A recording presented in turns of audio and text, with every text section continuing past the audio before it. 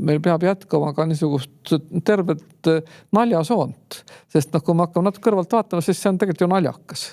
Kui üks inimene kujutab ette, et ta teab kõike ja on peaaegu nagu pool jumal ja ainult tema oskab ja tema juhib.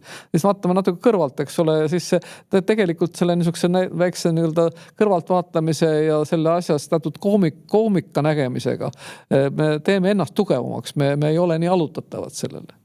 See puutub meid ennast ka muide, kui me äkki olles ise mingist asjast nii kaasa haaratud, vaataks korraks kõrvalt peeglisse ja vaataks jumal, keda ma seal näen, eks ole.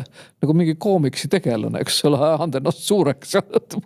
Tähendab, et see on väga oluline, see sama niisugune kõrvalt vaatamise, see refleksiooni, selle nagu asjade nagu mitme kandi pealt tajumise oskus, mis ju kah on mingis mõttes niisugune, võiks öelda, vastumürk sellisele massipsühhoosile.